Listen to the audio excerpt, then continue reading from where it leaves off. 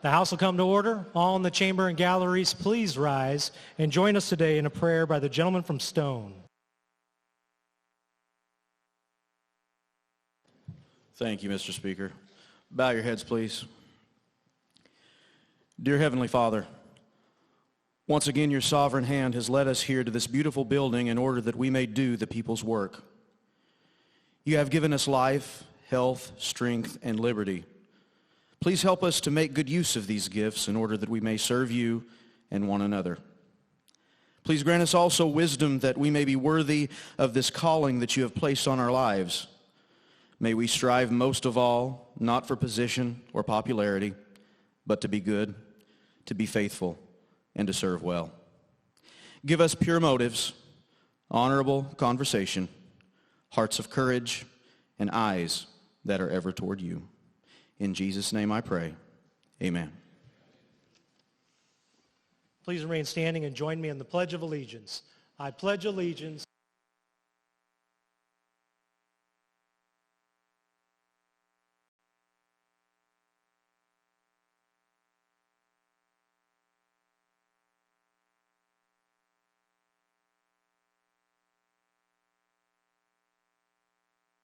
Gentleman from St. Louis County. Thank you, Mr. Speaker. Mr. Speaker, I note an absence of a quorum. The gentleman from St. Louis County has noted the absence of a quorum. Mr. Clerk, please ring the bell and open the board. Clerk, please close the board and tally the vote. By your vote of 37 yes, 1 no, and 108 present, you have established a quorum. Gentleman from St. Louis County. Thank you, Mr. Speaker. The next order of business will be points of personal privilege, and I ask that you recognize me. Gentleman from St. Louis County. Thank you, Mr. Speaker. As we all know, the House in the state of Missouri lost a great statesman this past fall. Tom Hannigan, Representative Tom Hannigan, was a friend to all who knew him. He served this institution in the state of Missouri with great honor. He diligently fought for all the Missourians as he worked to improve the lives for everyone here. He's greatly missed, and I ask the body stand for a moment of silence in honor of him. Could everyone please join me in a moment of silence for the gentleman from St. Charles?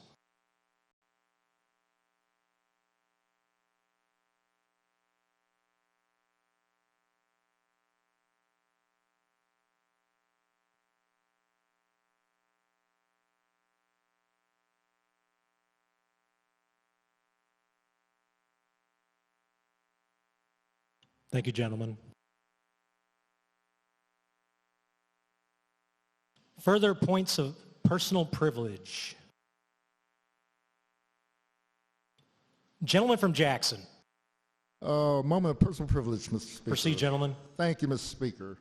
Mr. Speaker, as on this day, 111 years ago, in the city of Bloomington, Indiana, one of the Divine Nine fraternities and sororities was founded.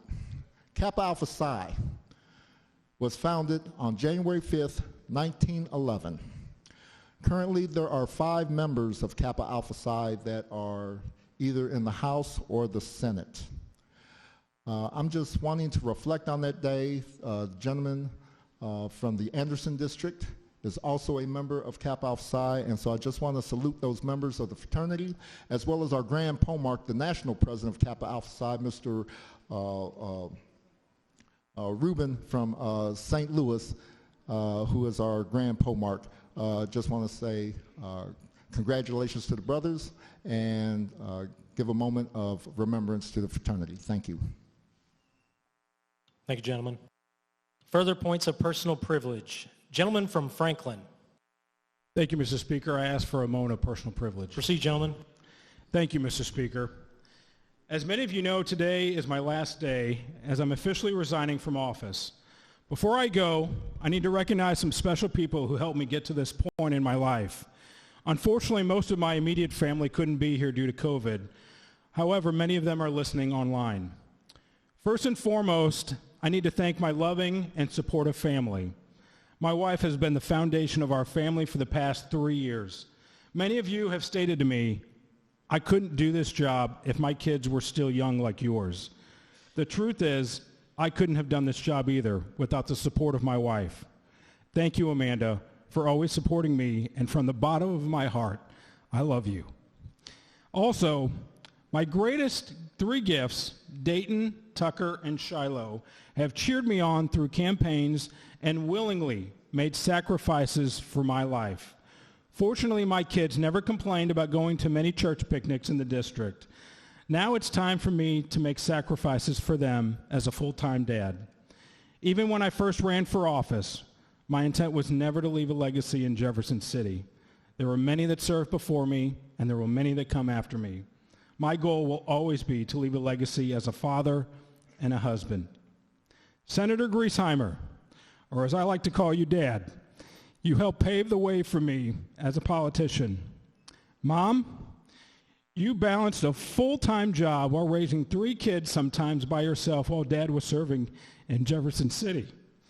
Mom, I'm so proud of you for everything you accomplished in life and in work. Dad, you taught me the most important thing as an elected official, public service over politics. You've always been my hero, Dad, and one of my greatest compliments I've ever received while serving in office has been, you remind me of your dad. For the past 3 years, I've also had the opportunity to work with one of the best assistants in the building. I've also had the opportunity to work with one of my best friends and childhood neighbors, Dennis Rhodes. I'm going to truly miss working with you, and I can't thank you enough for your commitment and your hard work. I know you'll succeed in the next chapter of your life, whatever you decide to do. I also want to thank all of you, my colleagues. Serving with you has been a true honor and a privilege. I'm so fortunate to call so many of you my friends, including my office mates from our freshman year, the Pentagon, and even my roommates who currently reside on Chestnut Street. However, I do owe an apology to the gentleman from the 145th District for losing a ping pong match one night. In all seriousness, thank you, Mr. Speaker, for your leadership and for the many opportunities that you've bestowed upon me. Thank you, Mr. Floor Leader and Speaker-elect, for your friendship and your guidance through the years. Lastly, thank you, Dana, and staff members. We couldn't do this job without you. May God continue to bless each and every one of you, and I truly cannot thank you enough. God bless all of you. Thank you, gentlemen.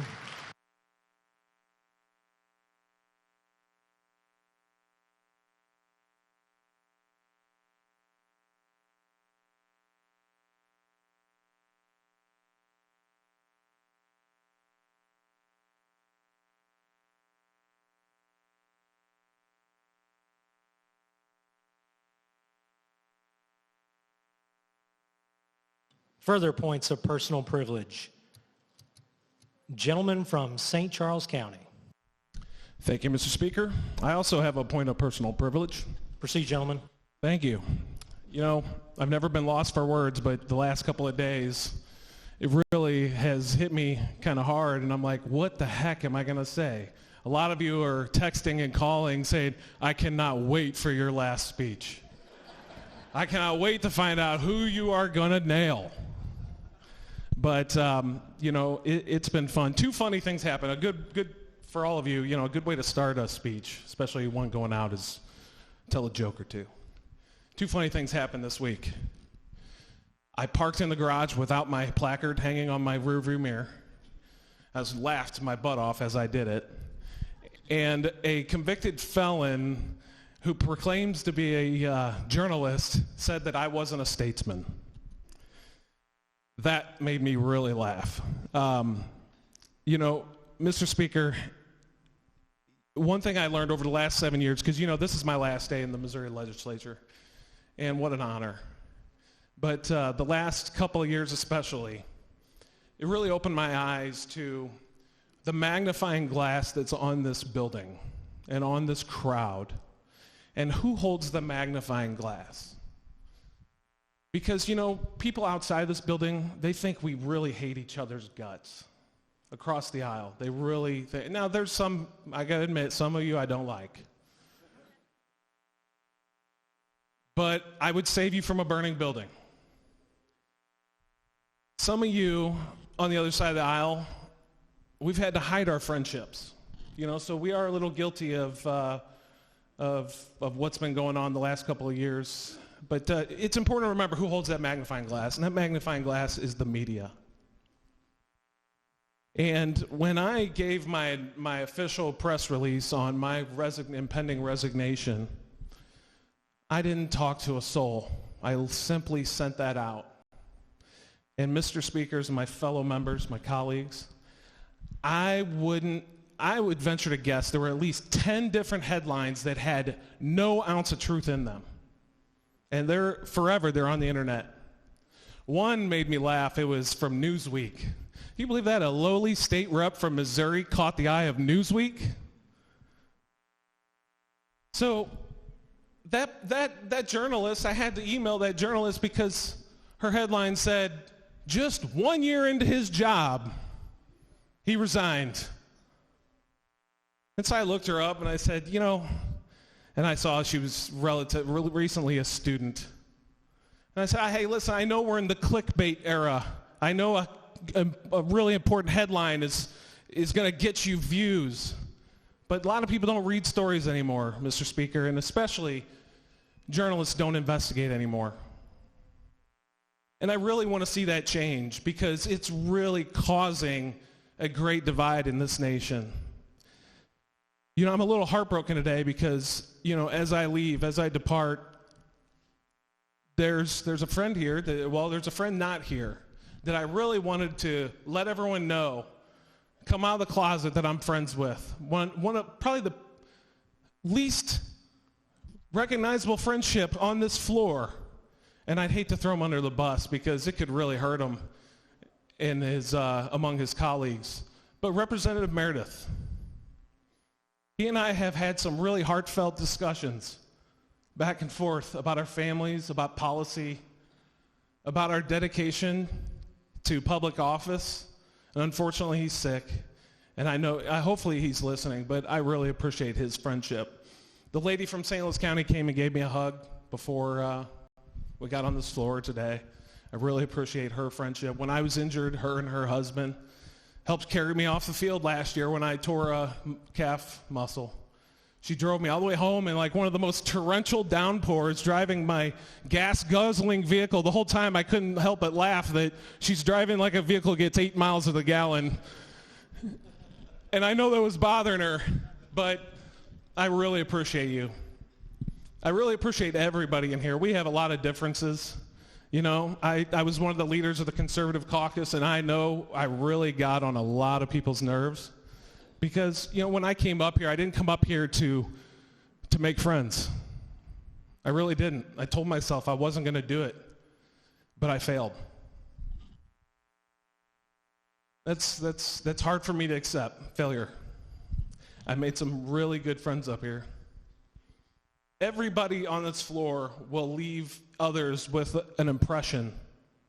Good, bad, or indifferent, we all change each other's lives. You have all changed mine. I have laughed at you. I've laughed with you.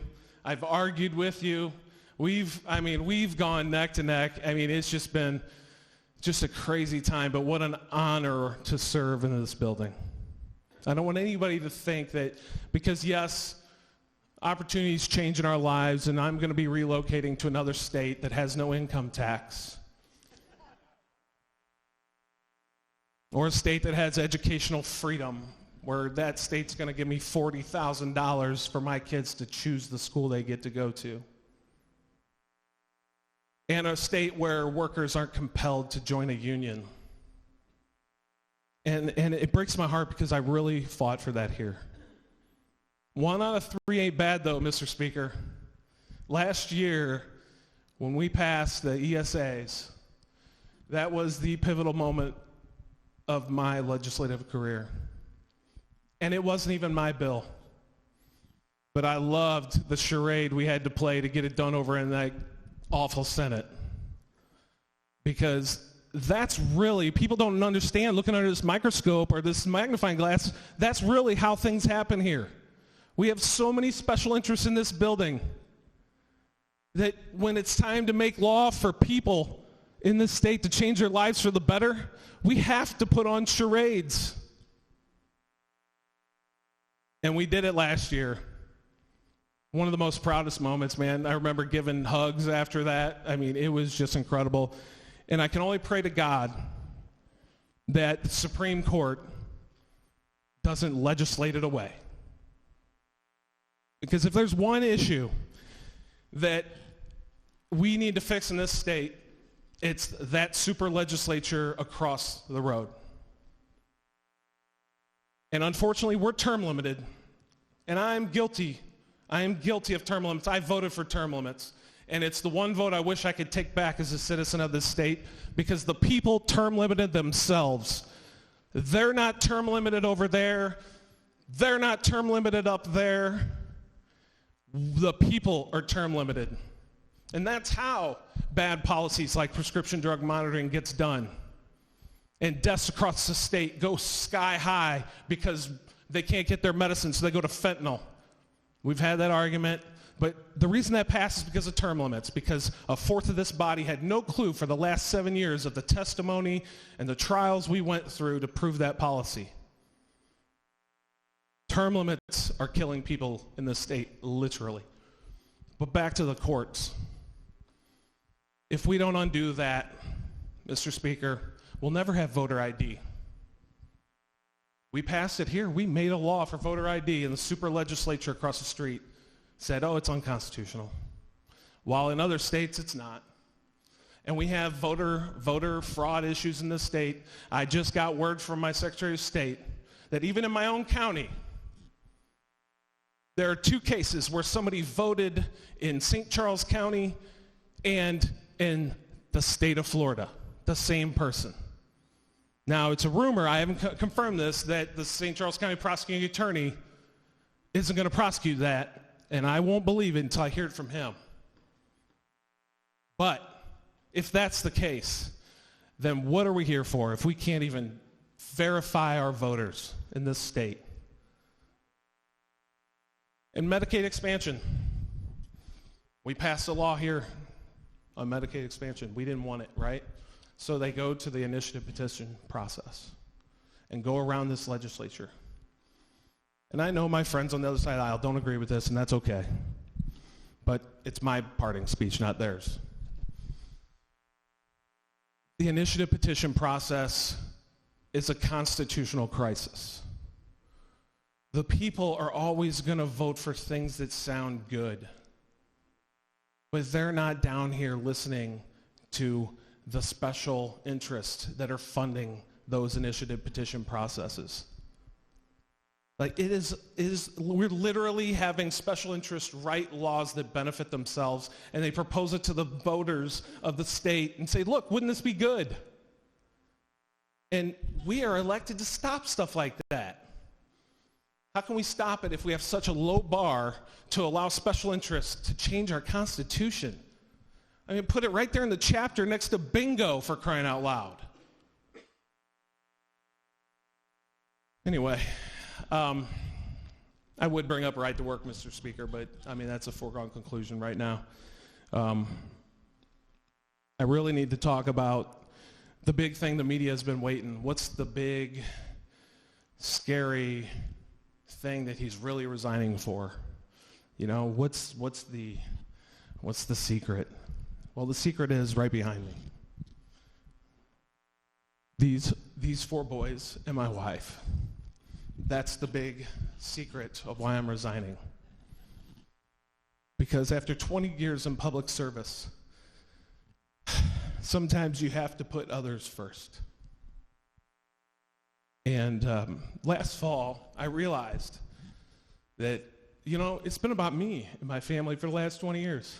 I got so drunk on being a policeman and public service, and sometimes you got to stop and say, listen, what have I put these people through? You know as well as I do, like, this is not an easy job. I was undercover buying heroin, for crying out loud, in St. Louis City. I mean, I've been near death several times. This is a more dangerous job, if you ask me, because any day of the week could just go foul, and you have to get your family out of your house because of 700 death threats. You know, they've been through a lot. And And so I realized this fall, it's time. There's nothing I can do this session that's going to help. Literally, I've laid it all on this floor, and I think everyone would agree with that. I've fought for everything that I've believed in. I've done everything I said I'd do. And I just want to show these boys right here that mean the most to me in the world. That sometimes you got to know when to fold them, right? And the timing's perfect. So I got to tell you, my wife, they don't remember me as a policeman, but my wife does. Those 3, 4 a.m. Phone calls, where she was just praying it wasn't someone else calling her that I wasn't coming home, but it was me saying, hey, I'm going to be late again. I got to go put evidence in the locker before I come home. And then leaving January to May. This is quite a sacrifice. So thank you. Those are some awesome boys. And I've had 3 assistants over the last 4 years. I know I'm getting on my time limit, but y'all are still listening. 3 assistants over the last 3 years, and they've all been great. And the one I'm probably most proud of is the Ukrainian national that I hired to be the first foreign LA in the building. He's done a great job. His English wasn't the greatest. Sometimes I get phone calls in my office and they'd think they called Russia. And this was right around Russian collusion. And so it was kind of funny. We laughed about it a little bit, but I said, no, listen, you got to improve your English. So I sent him to English classes, Mr. Speaker. And he didn't complain one bit. He loved every minute of it. He loves being up here. He's the first and only, I guarantee it, Igor that works for the state of Missouri. But I owed a debt of gratitude for you, Igor. You've been a wonderful sidekick, very, very loyal, and that matters a lot in this building. He's going to stick around for a while, so you guys, maybe he can bust some knees for you guys. That was a joke. Anyway, it's been an honor, guys. I truly am going to miss you all. I know I'll see you again. Mr. Speaker, we came in together, and I'm beating you out. So I'd just like to stay a couple steps ahead of you. I am term limiting myself. We don't need term limits. I'll leave it at that. Thank you, Mr. Speaker. Thank you, gentlemen.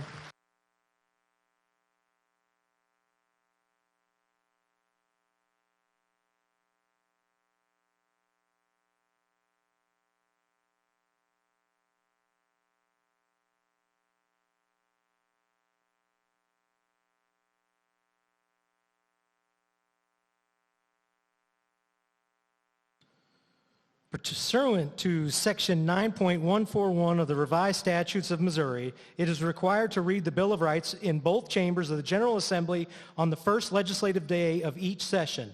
Reading the Bill of Rights today is Mike Lear.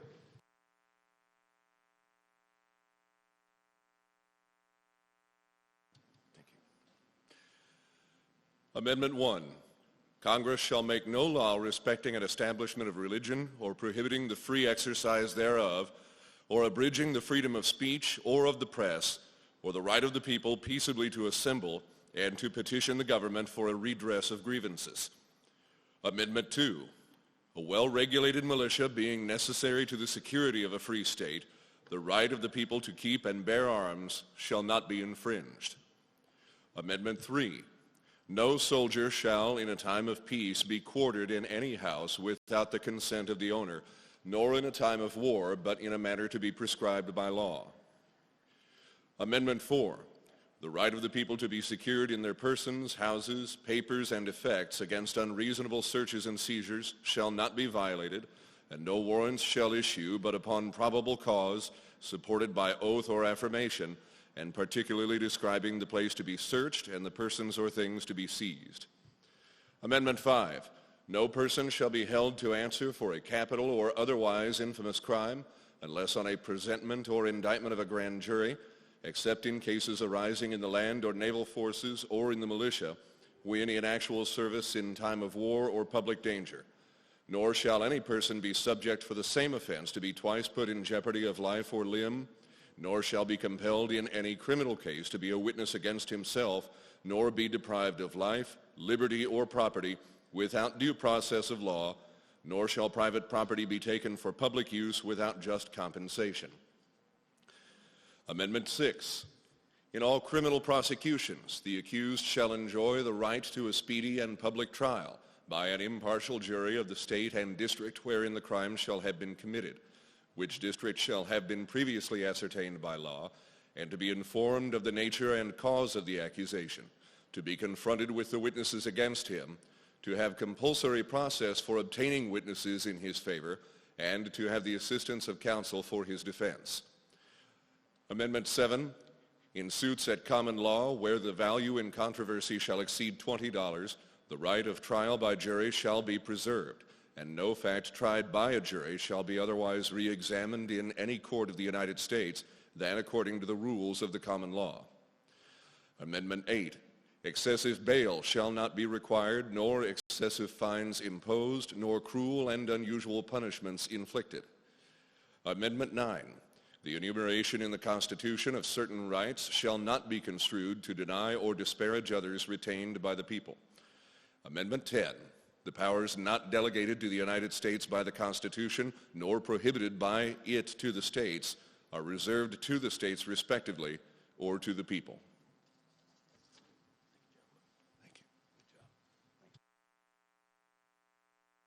Gentleman from St. Louis County.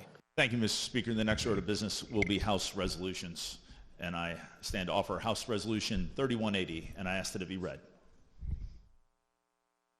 Mr. Clerk, please read the resolution. House Resolution Number 3180. Be it resolved that the Chief Clerk of the House of Representatives of the 101st General Assembly, Second Regular Session, informs the Senate that the House is duly convened and is now in session, ready for consideration of business. Gentleman from St. Louis County. Thank you, Mr. Speaker. I move now that House Resolution 3180 be adopted. The gentleman from St. Louis County has moved that House Resolution number 3180 be adopted. Discussion. Seeing none, all those in favor of approving signify by saying aye. All those opposed say no. The ayes have it. You have adopted Resolution 3180. Gentleman from St. Louis County. Thank you, Mr. Speaker. I now move to offer House Resolution 3181, and I again ask that it be read. Mr. Clerk, please read the resolution. House Resolution 3181. Be it resolved that a message be sent to the Governor of the State of Missouri to inform His Excellency that the House of Representatives of the 101st General Assembly, Second Regular Session of the State of Missouri, is now regularly organized and ready for business, and to receive any message or communication that His Excellency may desire to submit, and that the Chief Clerk of the House of Representatives be directed to inform the Senate of the adoption of this resolution. Gentleman from St. Louis County. Thank you, Mr. Speaker. I move that House Resolution 3181 be adopted. The gentleman from St. Louis County has moved for the adoption of House Resolution 3180. Discussion. Seeing none, gentleman from St. Louis County, you're recognized to close. I renew my motion. The gentleman from St. Louis County has renewed his motion that House Resolution number 3181 be adopted. All those in favor will signify by saying aye. Aye. All those opposed say no. The ayes have it. You have adopted the resolution. Gentleman from St. Louis County. Thank you, Mr. Speaker. I now rise to offer House Concurrent Resolution number 51, and I ask that it be read. Mr. Clerk, please read the resolution. House Concurrent Resolution Number 51. Be it resolved by the House of Representatives that the 101st General Assembly, Second Regular Session of the State of Missouri, the Senate concurring therein, that the House of Representatives and the Senate convene in joint session in the Hall of the House of Representatives at 2:30 p.m., Wednesday, January 19th, 2022, to receive a message from His Excellency the Honorable Michael L. Parson, Governor of the State of Missouri. And be it further resolved that a committee of 10 members from the House of Representatives be appointed by the Speaker to act with a committee of 10 members from the Senate, appointed by the President pro tempore, to wait upon the Governor of the State of Missouri and inform His Excellency that the House of Representatives and the Senate of the 101st General Assembly, Second Regular Session, are now organized and ready for business, and to receive any message or communication that His Excellency may desire to submit, and that Chief Clerk of the House of Representatives be directed to inform the Senate of the adoption of this resolution. Gentleman from St. Louis County. Thank you, Mr. Speaker. I move that House Concurrent Resolution number 51 be adopted. The gentleman from St. Louis County has moved for the adoption of House Resolution number 51. Discussion on House Concurrent Resolution 51. Seeing none, gentleman from St. Louis County, you are recognized to close. I renew my motion. The gentleman from St. Louis County has renewed his motion for the adoption of House Concurrent Resolution number 51. All those in favor will signify by saying aye. All those opposed say no. The ayes have it. You have adopted House Concurrent Resolution number 51. Gentleman from St. Louis County. Thank you, Mr. Speaker. I now offer House Concurrent Resolution 52, and I ask that it be read. Mr. Clerk, please read the resolution. House Concurrent Resolution number 52. Be it resolved by the House of Representatives of the 101st General Assembly, Second Regular Session of the State of Missouri, the Senate concurring therein, that the House of Representatives and the Senate convene in joint session in the hall of the House of Representatives at 10:15 a.m., Tuesday, February 8, 2022, to receive a message from the Honorable Paul C. Wilson, Chief Justice of the Supreme Court of the State of Missouri.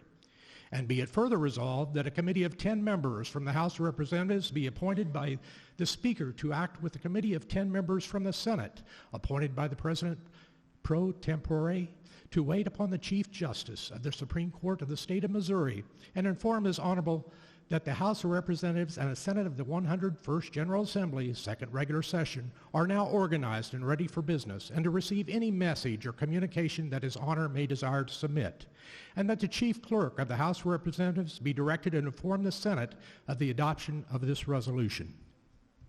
Gentleman from St. Louis County. Thank you, Mr. Speaker. I move that House Concurrent Resolution 52 be adopted. The gentleman from St. Louis County has moved for the adoption of House Concurrent Resolution number 52. Discussion. Seeing none, gentleman from St. Louis County, you're recognized to close. I renew my motion. The gentleman from St. Louis County has renewed his motion for the adoption of House Concurrent Resolution number 52. All those in favor will signify by saying aye. All those opposed say no. The ayes have it. You have adopted House Concurrent Resolution number 52. Gentleman from St. Louis County. Thank you, Mr. Speaker. The next order of business will be introduction of special guests. Introduction of special guests. Gentleman from Franklin County. A brief introduction of some very special guests, Mr. Speaker. Proceed, gentlemen. Thank you, Mr. Speaker. To your left and I'm sorry, to you. I messed it up on the last time. To my left, your right, between the third and fourth columns, I have my beautiful mother, Rita, here, and my ever-growing, taller and older, who just celebrated her 14th birthday on Sunday, Dayton Griesheimer. So please give them a nice welcome, a round of applause.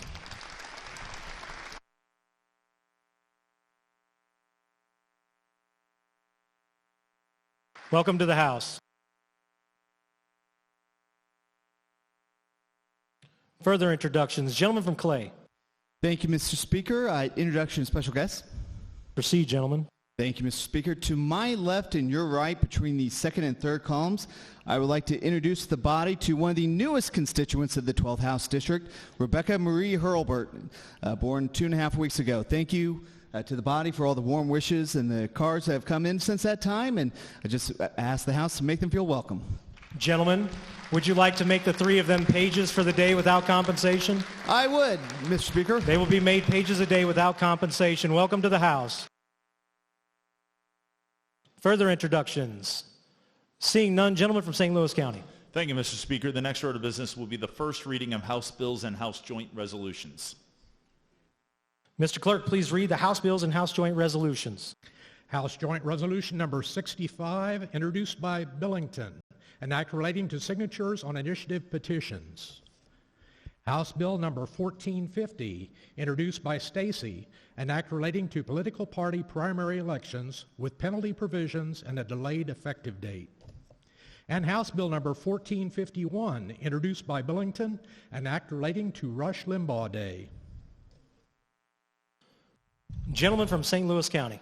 Thank you, Mr. Speaker. The next order of business will be announcements. Announcements.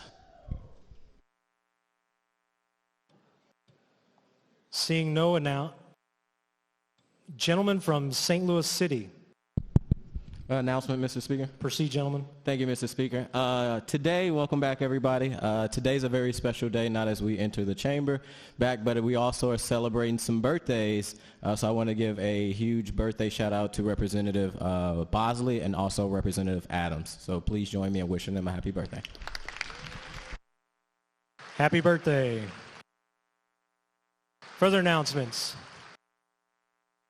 Gentleman from St. Louis County. Thank you, Mr. Speaker.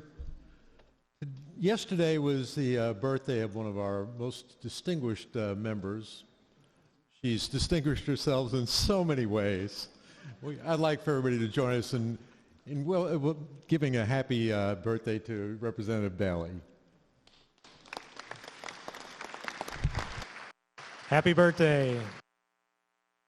Further announcements. Seeing none, gentleman from St. Louis County. Thank you, Mr. Speaker. If I may just make a brief announcement. Definitely, gentlemen, proceed. Just an order of business announcement. I know that we've sort of teed up a tentative tech session, or we teed up a tech session on Friday. That has been canceled. The House will not be working Friday.